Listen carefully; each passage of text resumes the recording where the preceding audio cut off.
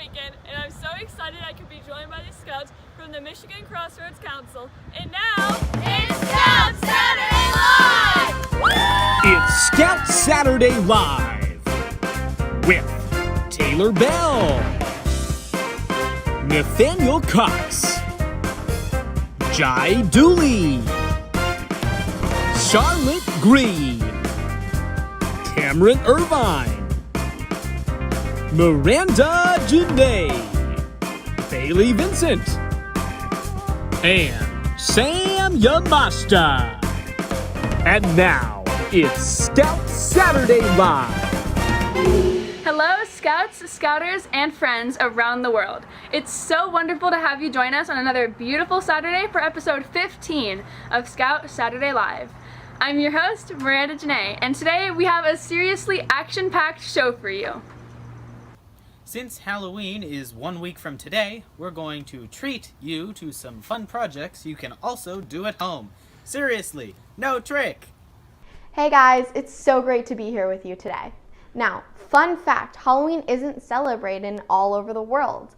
Also, there are some people who don't believe in Halloween. Now, we definitely respect that, but all of the crafts today are Halloween themed. Now, they don't have to be, but the most important thing is be creative and make these crafts your own and have fun. We'll also have some special guests who will be joining us today, all celebrating the autumn season.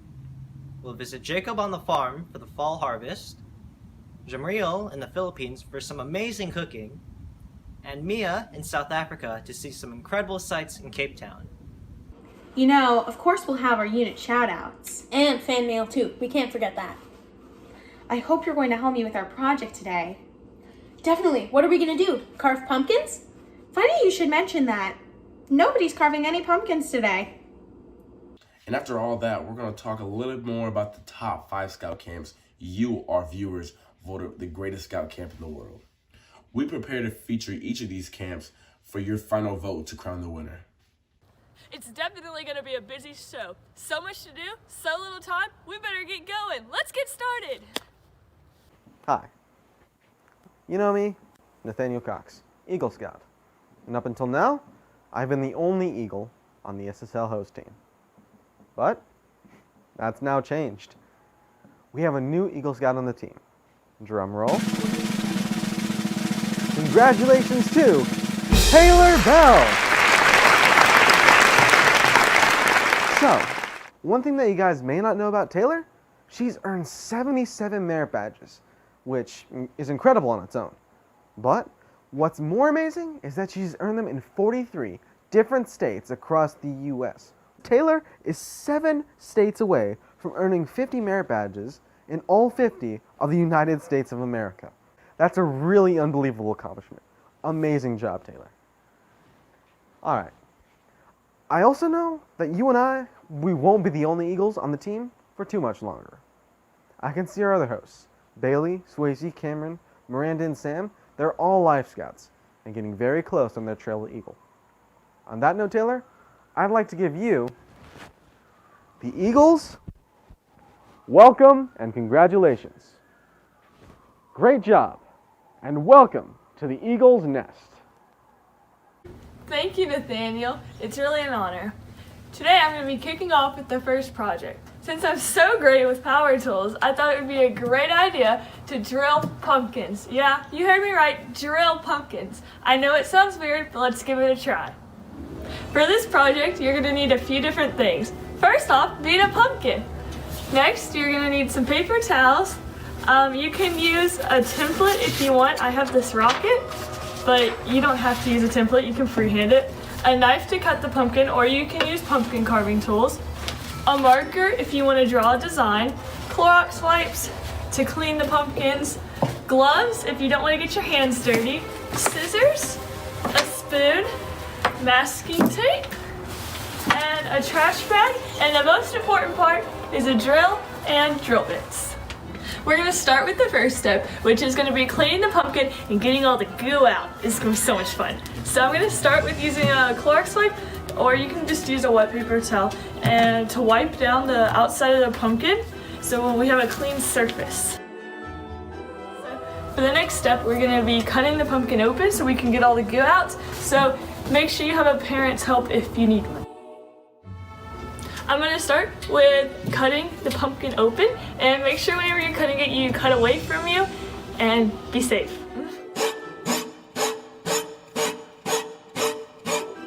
Now I'm all done cutting all the way around my pumpkin, so I'm going to gently take the lid off so it does not break. Now that I know my lid comes off and it's all good, I'm gonna get a trash bag so I can put all the gooey in it, and I'm going to put my knife away. And I got my trash bag, I'm gonna put all the goo in there, and if you have any bracelets, you might wanna take those off, put them in your pocket so you don't get them all icky. And try not to be super messy, but have fun! And you can use a spoon if you want, but I just use my hands. Now that I got the majority of the goopy out, I'm going to take this spoon and I'm gonna like scrape the edges and get all the gooey out because sometimes it gets stuck on the walls. So.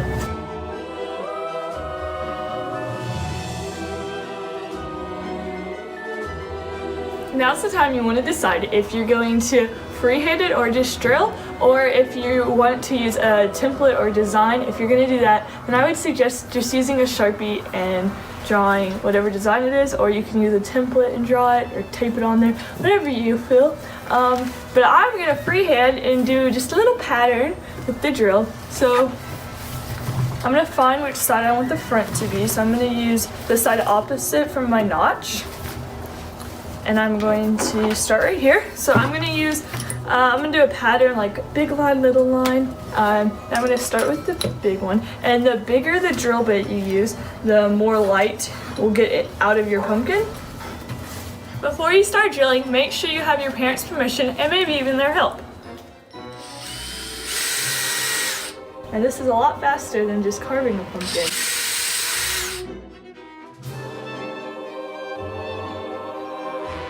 Now I'm gonna just keep doing this until I get all the way around the pumpkin. Then I'm gonna clean my pumpkin, wait till it gets dark, and then I'm gonna put a candle in it and see how it turns out.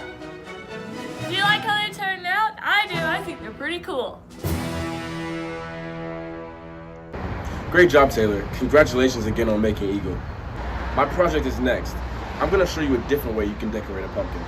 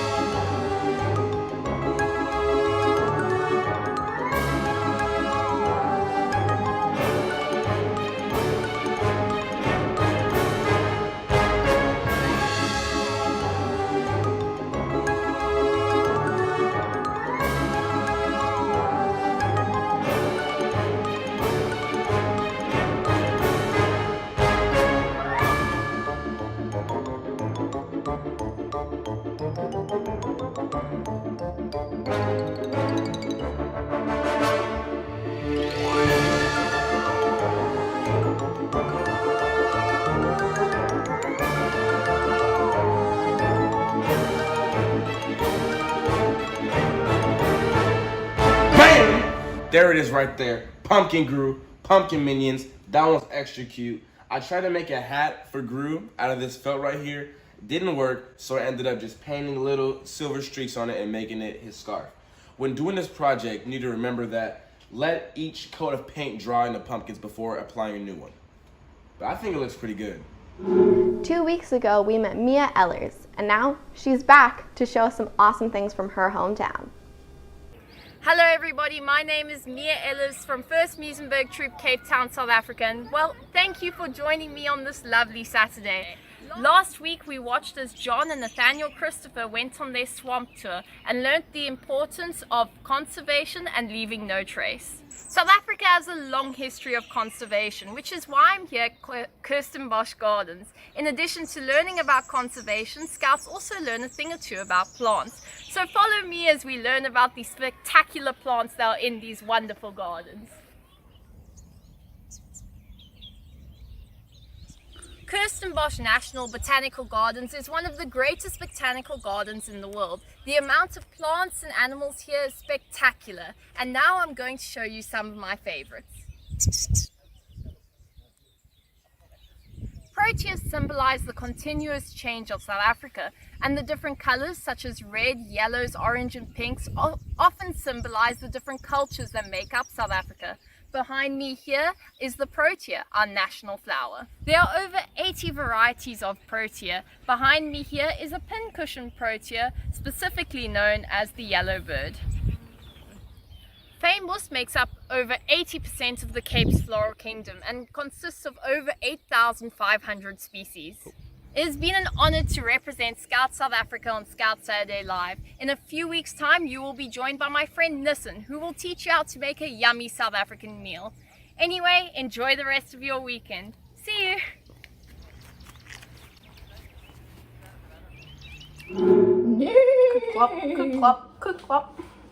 It's really beautiful there. I was just thinking that Mia's pretty much on the other side of the world right now. That's right. Cape Town, South Africa is about 10,000 miles away from here. Wow, I'm excited because today we have letters from Scouts all over the world. This first one is from our friends in the 1st Niagara Scout Unit in Niagara Falls, Ontario, Canada. We love your show, but we haven't really seen Scouts from Canada on the show. Well, we did have Jake and Jem about 3 months ago on our Globe Runner episode.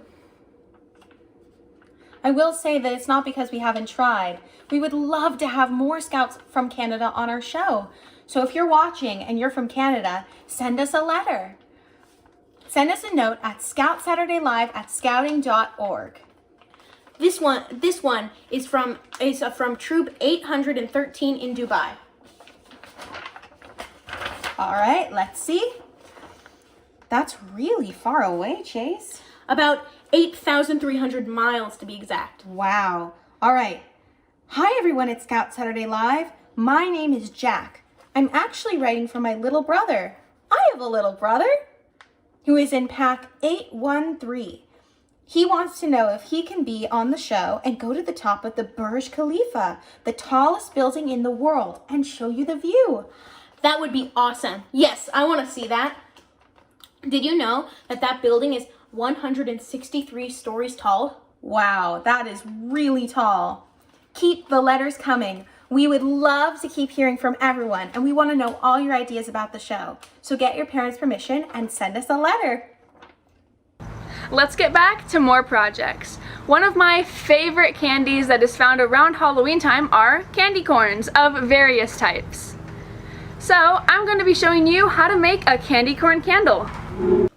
One thing that not very many people know about me is that I am obsessed with candles. So when I learned that you can make a candy corn candle, especially since it's almost Halloween, I was so excited. So I'm going to be teaching you guys how to make your own candy corn candle. The things that you're going to need are a spoon. You can use candles or your own separate wax. I chose to use these tiny candles because I like the way that they smell, and they already have kind of an orangey color, so maybe that'll make it a little bit easier. Some containers that you're going to be putting your candle wax in to form the shape. I chose just these little ones and an old yogurt jar. And to heat our candle wax, we're going to be using what's called a double broiler, which is used by putting one bowl over a pan and putting it over the stove with some water in the pan. It's going to help you melt the wax because we're going to need to make some different colors. Put that to the side. Some crayons, because crayons are made out of wax, and we're going to be using these colors. So a box of crayons and a wick. These can be a little bit hard to find. Let's see if you can see it. And a wick. So I just got this from cutting apart a larger candle that we already pretty much used up. And make sure to get your parents' permission and, if possible, parent supervision for this project, especially because you are going to be using a stove. So the first thing that I'm going to be doing is taking my candles. I'm going to start off with white. I'm going to take my spoon and just scoop the wax. I'm going to unwrap my crayons because you do not want that paper in your candle. Now, this is where you're going to want a parent in the room for, or have them do it with you. You're going to take one pile at a time, put everything else aside, make sure to clean up as you go, and take your double broiler. You're going to fill this up partway with water. I would say about an inch, depending on the size. And let's start with the bottom of a candy corn, which is yellow. Make sure that all of the wicks are removed, which they are not. Remember, we do not want metal in our candles. That would not be ideal. And then just place them in the bowl. Put your stove on low heat to begin with, and you will see that your wax will slowly begin melting. Make sure to keep an eye on it and stir it occasionally because you don't want any weird clumps. You're going to put it on the stove and stir it, and I'll see you back here when I have my yellow done. I think that my yellow wax is done, so I'm going to bring it over here and we're going to see if we need any more or if we can fill up both of them.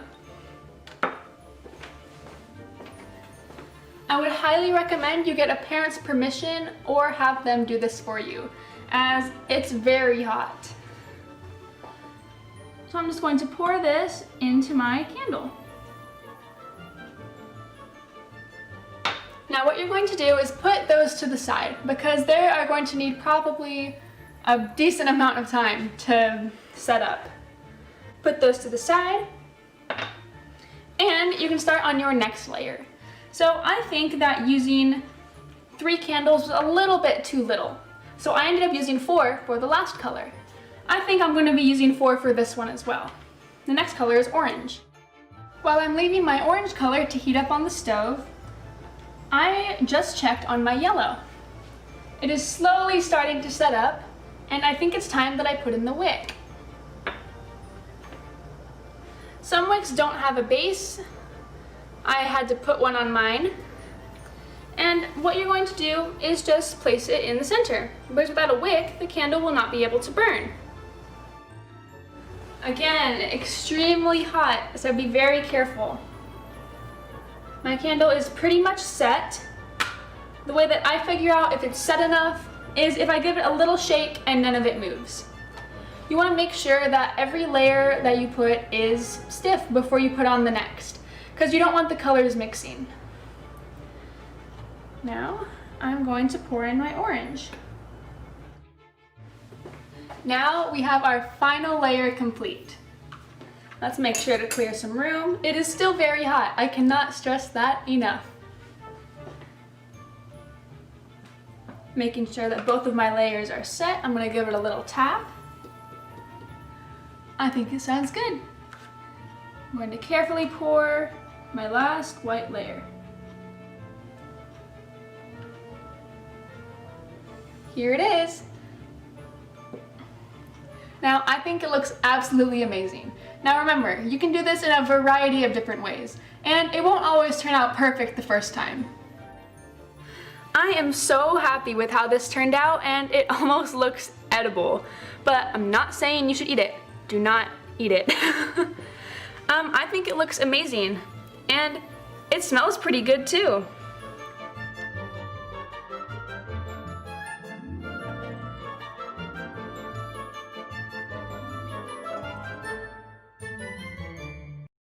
I have a really cool project to show you all. It's a jack-o'-lantern. No, not the jack-o'-lantern you're thinking of. This can be an option instead of using a pumpkin. Like this. This is definitely a pumpkin. See? It's a pumpkin. The materials you're going to need for my project are some white tissue paper. I chose white because I'm going to make a ghost. Some black paper to make the facial features stand out.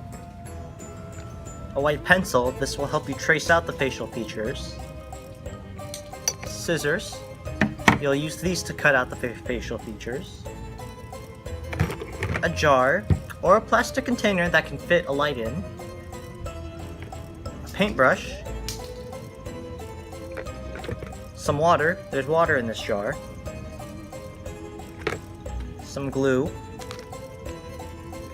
And finally, some candles. The first step to my jack-o'-lantern project is you're going to want to take 1 part glue and 1 part water. Don't get too much because you only need enough to cover the jar. And mix those together. And I'm going to mix it by shaking it. Next, we're going to prepare the paper for our jack-o'-lantern. So all you have to do is shred it up. Just rip it up. You don't need to cut it or use scissors.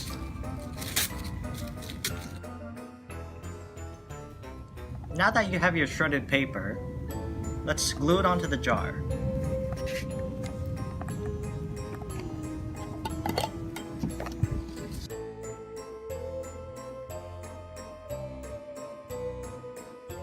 Now we wait for this to dry. If you see some of the tissue paper rip, it's okay. Just put more tissue paper on there. Now, using your black paper, draw out the facial features you want to add. Make sure you can cut them out. So because I'm drawing a ghost, I'm going to make the eyes and then the mouth.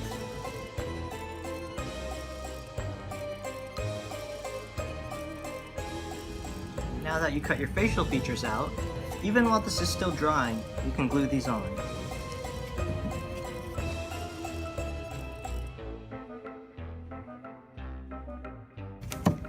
Now, we just wait for these to dry. Let's see how they look. This is my finished jack-o'-lantern. I put a little candle inside my ghost. And you're not only limited to making ghosts or jack-o'-lanterns or pumpkins. I also made these 2 earlier. An actual jack-o'-lantern that's orange, and a Frankenstein that's green. I hope you all try this at home, and don't forget to send us your submissions because they may be featured on the next Scout Saturday Live. Today's projects are so cool! Now after the show, don't forget to go to the website where you can check out a whole list of materials that we used on today's show, because then you guys can make all these awesome projects at home. Now when you do, don't forget to upload a photo or a video. And now let's go say hi to Jamriel in the Philippines. Hello! I hope you're having a wonderful weekend because here in the Philippines, it's a beautiful Saturday and it's the perfect time to do some cooking. Today, I'm going to show you how to make a traditional Filipino dish called inununang isda. It's easy to make and delicious to eat. I'm going to do some cooking with some pretty hot things, so make sure you have your parents' permission and their help if you need it. So let's get started. All of the items are pretty easy to find and commonly found at most markets. You will need ginger, garlic, onion, hot pepper, coconut vinegar, soy sauce, fish, oil, and for our seasoning, magic sarap. We will also use clay pot and some firewood. Before we get started, don't forget to wash your hands with soap and water. I think that is what Miranda says at the end of every Scout Saturday Live show, right? 10 minutes, we will now add the last 2 ingredients, the magic sarap and oil. Kata nga, Ramana.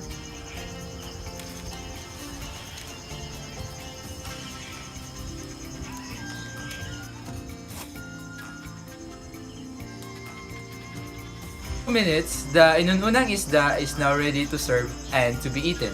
But be careful in handling hot stuff. Use cloth or mitten.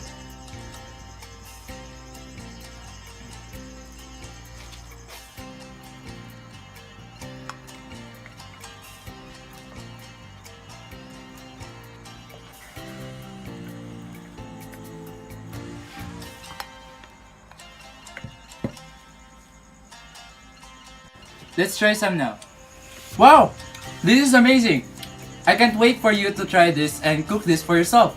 I enjoyed sharing all of you a taste of the Philippines. Have a great time cooking and make sure to take some photos of your own inununang isda and send them to us. Until next time, bye! When we first started broadcasting Scout Saturday Live back in March, we had no idea how popular or successful it would be. But after 7 whole months, we now have viewers and followers across all 50 states in the US and, really, 37 additional countries around the world. It's time for some shoutouts. First off, we have Troop 601 in Farmingdale, New York, Troop 700 in Juneau, Alaska, Pack 54 in Lisbon, Iowa, Troop 307 in Montgomery, Alabama, Pack 265 in Hazlet, Michigan, Pack 3131 in Aurora, Colorado, Crew 82 in Brownstown, Pennsylvania. You guys really like your rhyming, huh? Pack 3671 in Bozeman, Montana, Troop 270 in Coralville, Iowa, Pack 134 from Ashland, Missouri, Ship 25 in Manchester, Pennsylvania, Troop 28 in Anderson, California. Close enough, right? No? Troop 780 in Castle Rock, Colorado, Troop 119 in Grand Island, Nebraska, and last but certainly not least, we have Crew 25 from Houston, Texas. Thank you all so much for watching and supporting the show. Now, I'm going to show you how to make some amazing apparitions.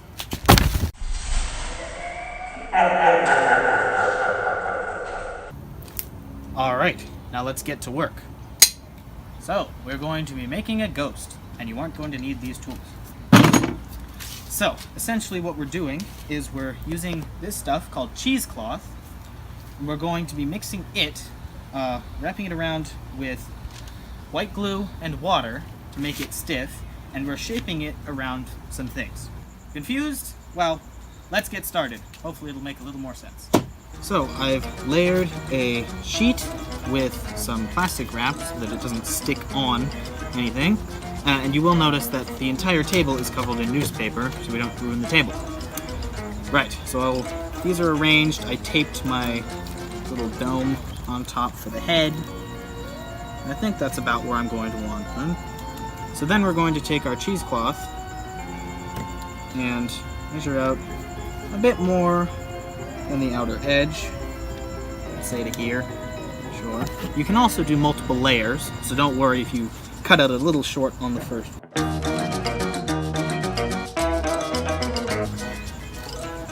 That's a pretty good size. Let's see how it drips. And you will want some extra at the bottom to like flatten out at the bottom so that it can stand on a table, if that's what you want to do.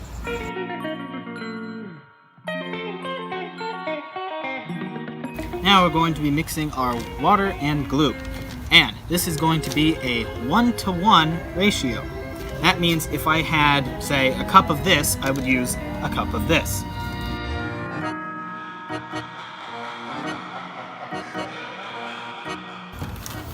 And we'll mix it all together.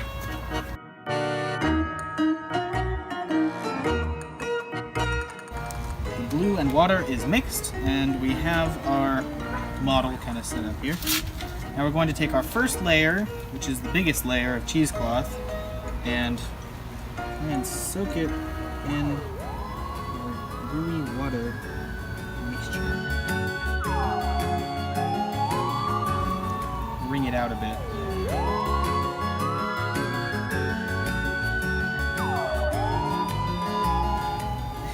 once you have it sufficiently separated into a gloppy mess, you're going to try and drape it over your model, your ghosty skeleton.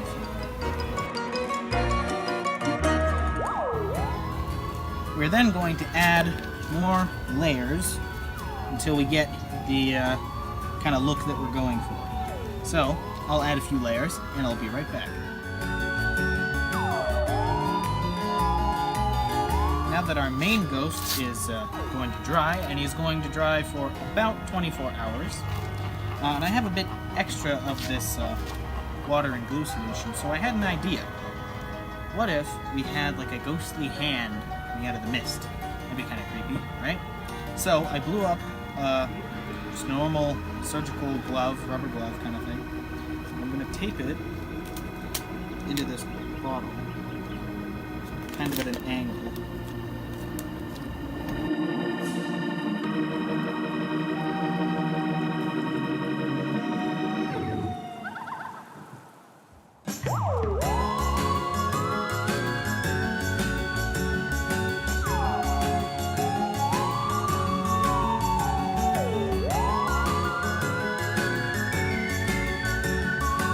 Well, I finished my ghost, and I put some things on him, but I can't seem to... Oh, there you are. Gave him some eyes, and you can decorate yours however you want.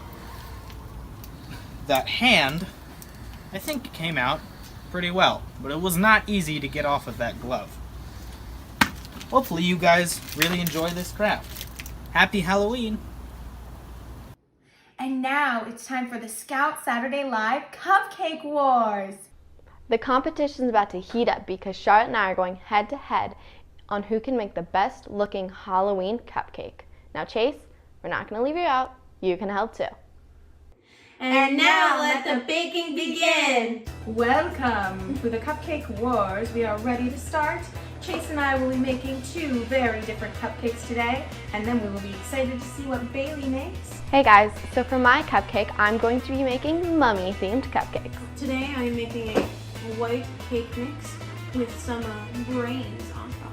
Ah, you're making a brain cake. Is it a zombie brain cake? You know, I guess it could go either way. We'll see. So what are you making? Chef Unicorn. Chef Unicorn, thank you. Today I will be making a devil's food cake, and I will be making graveyard cupcakes with some bones and some skulls, and maybe a little worms and dirt. We will see. You're going to need 1 cup of sugar, 1 cup of flour, a half a cup of cocoa powder, half a teaspoon of salt, baking powder and baking soda, 1.5 teaspoons of vanilla, 1 egg, 1 cup of hot water, and half a cup of vegetable oil. All right, so to make my worms and dirt graveyard cupcakes, I am going to use a box of the Devil's Food mix, or really just any chocolate cake mix that you would like. And I am choosing to have milk chocolate creamy frosting on top so that you can see the dirt. And I have some cookies, chocolate sandwich cookies. I'm going to crush them up and sprinkle them on top. And I have some Milano cookies for gravestones, some gummy worms, and other decorative stuff. Very nice, very nice. But does that come into factor with strawberry icing for brains? Oh wow, that is impressive. Lots there. of thinking into this. Yes. So Chase, your brains are going to be very detailed. I hope so, I hope so. Yummy. The first thing that you want to do is preheat your oven to 350 degrees. And now before you start any of the crafts here, especially this one, make sure you have your parents' permission. So the first thing that we're going to do is mix all of our dry ingredients together.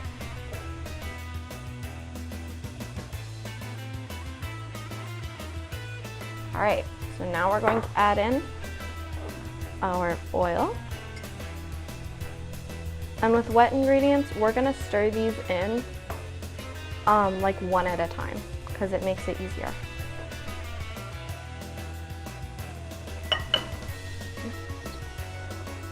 Our water. The batter will be thin, but these will make some of the best cupcakes you have ever had. Now our vanilla and our egg.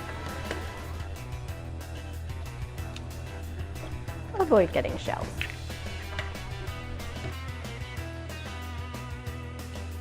And once it is all nice and very well incorporated, you're going to put it into your cupcake tin. Now, I have a special way of doing this. I grab a ladle because it makes it so much easier, and you can it's easier to pour that way.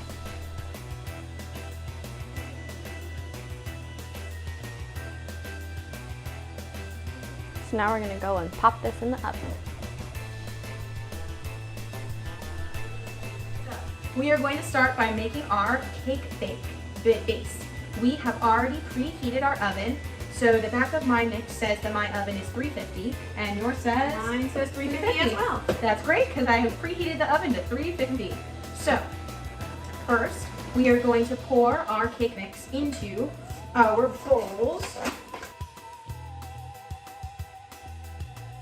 All right, the next thing we are going to do is I have a half a cup of oil or butter. I'm going to choose to use butter.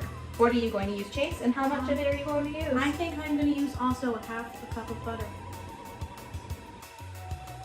My box says to add 3 eggs. What about yours? My box says to add 3 eggs, but I think first we should probably add the water.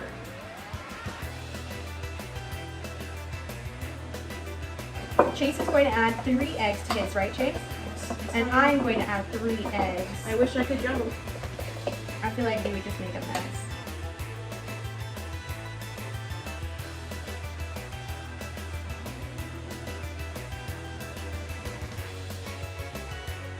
We are going to fill our cupcake trays and put them in the oven.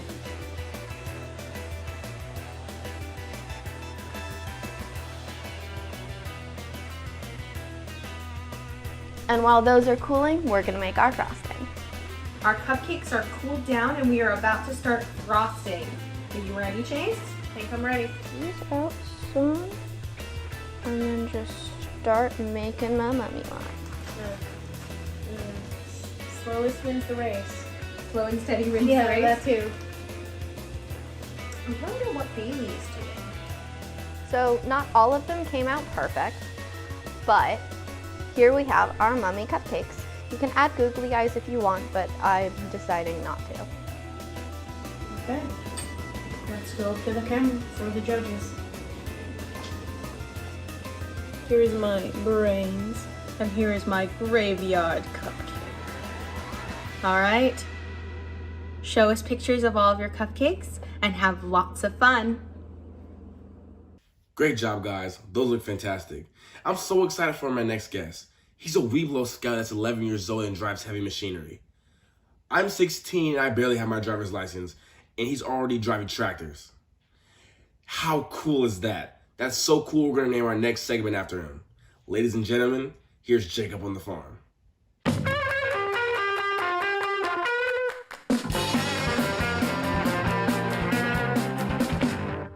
Hi guys, it's Jacob Thorson here. It's a beautiful Saturday morning here at the farm. The beans are ready to harvest, and it's my job to drive this tractor and grain cart.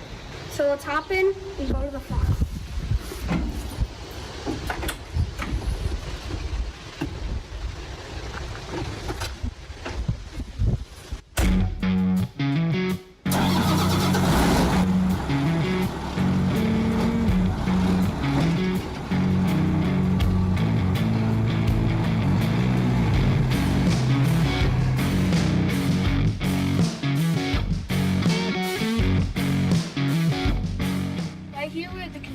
Tractor, and then you control how fast it moves.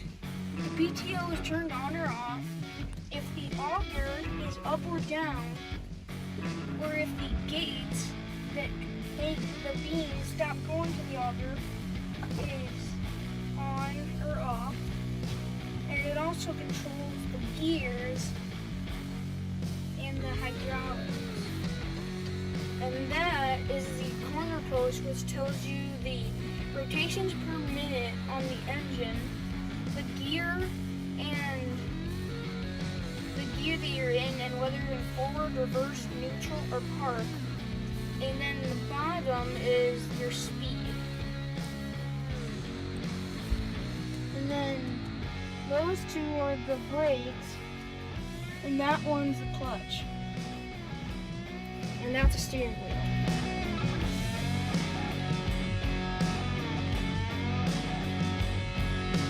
When I first learned to drive this tractor, I was 7.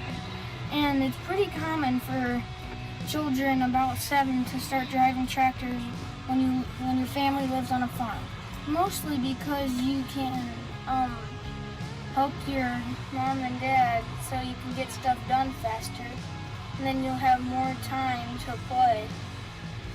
Time to get to work. Let's go.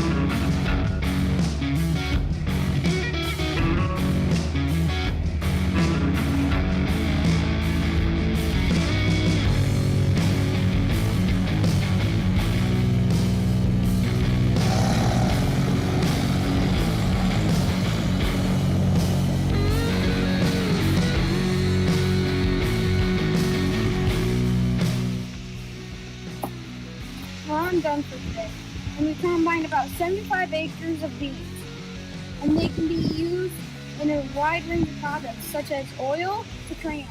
We'll see you guys at the farm on Scout Saturday Live. Bye! Great job, Jacob. Well, now I have the esteemed honor of showing you the last project of the day. Here's my fall/Halloween project.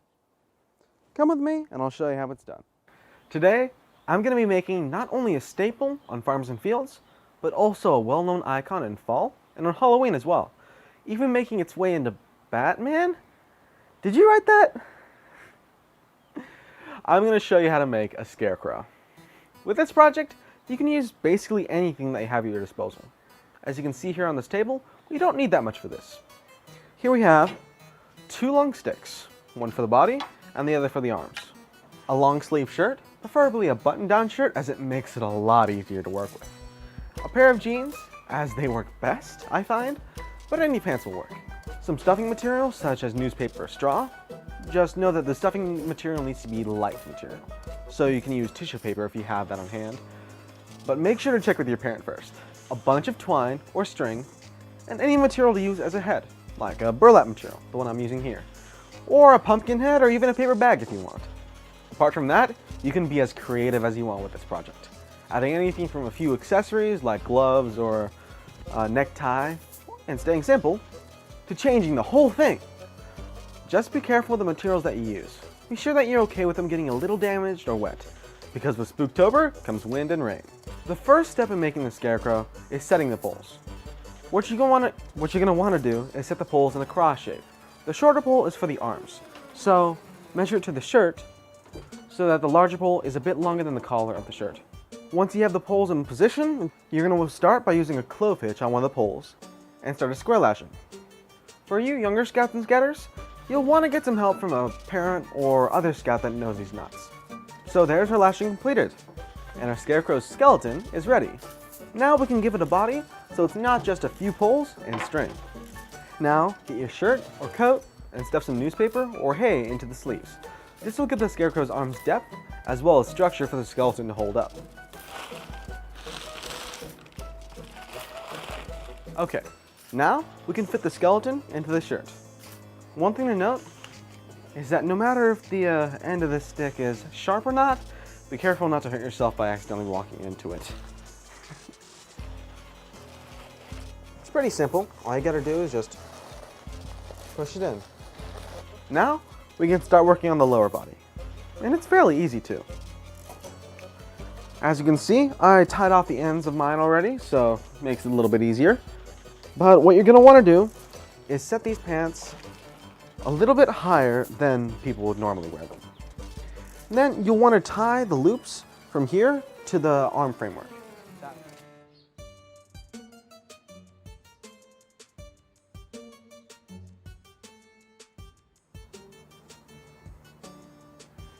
The good thing about the pants section is that you can just skip leg day, as stuffing the legs isn't as beneficial because the pole should be enough to hold the scarecrow up, as long as the lashings work and the pole material is strong enough.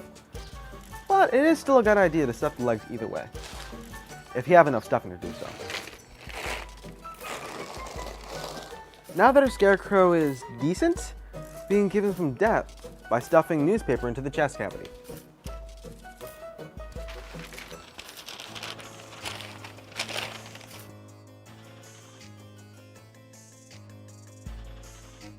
Now we can button him up and put in a few details before we make the head.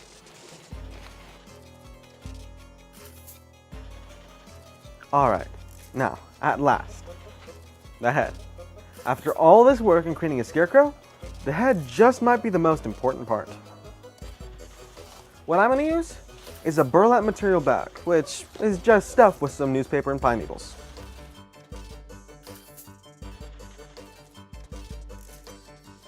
Like I said before, you can use anything to make a scarecrow. But for now, meet Salvador Crowswood. It is good thing to be able to stand. Thank you for making me. No problem. And that's all to it. Back to you, Taylor. Great job, everyone. Now it's your turn. Get those projects going. And don't forget to take a photo and email it to us at ScoutSaturdayLive@scouting.org with your parents' permission. We might even feature it on the show and send you your very own Scout Saturday Live patch. As you all know, we created a contest for our viewers around the world to nominate their favorite scout camp. Nearly 1,500 of our viewers around the world submitted their nominations, and on our last episode, we revealed the top 5 nominations. In our upcoming episodes of the show, we are going to feature each of those camps to show you why they made the top 5 list. Today, we have a few photos of each camp to show you. So, here they are, your top 5 greatest scout camps in the world, as nominated by you, our viewers. In alphabetical order, Camp Barton,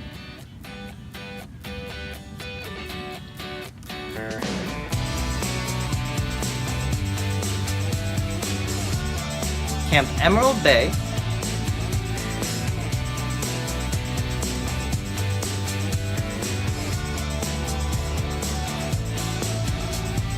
Guayataca Scout Reservation,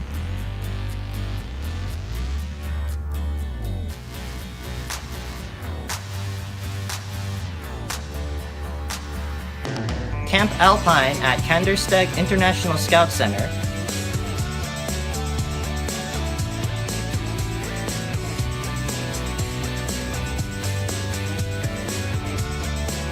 and Many Point Scout Camp.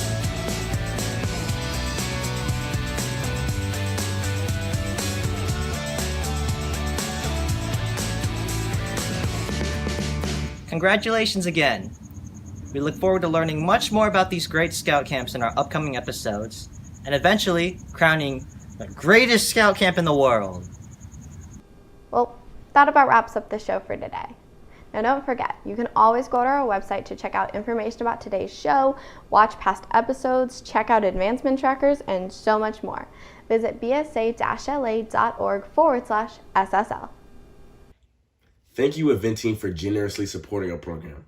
Eventing is an online service that helps Scout units organize campouts, field trips, Eagle projects, and fundraisers. For more information, go to the website at eventing.com. Hey guys, do you have an idea for an upcoming show? Maybe you have a project you'd like to see us do, or you have a question for us. Get your parents' permission and send us an email. You can email us at ScoutSaturdayLive@scouting.org. If you'd like to learn more about scouting or know someone who may want to join in all of this fun, be sure to visit beascout.org to find a scouting unit near you. You have lots of super fun projects to choose from today, even some cooking too. Our next show is 2 weeks from today on Saturday, November 7th. That gives you plenty of time in between now and then to do some projects. Take some photos or videos and show us what you did. We hope you enjoyed today's show. Be safe and don't forget to wash your hands with soap and water. And I'll be seeing you in 2 weeks. Bye!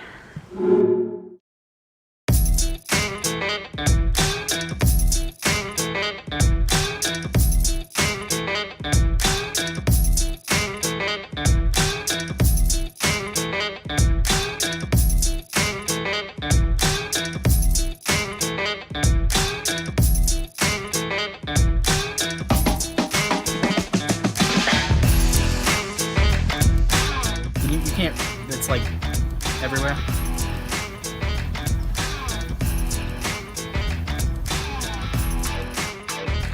I buttoned them wrong. Oh man. Oh, this is embarrassing.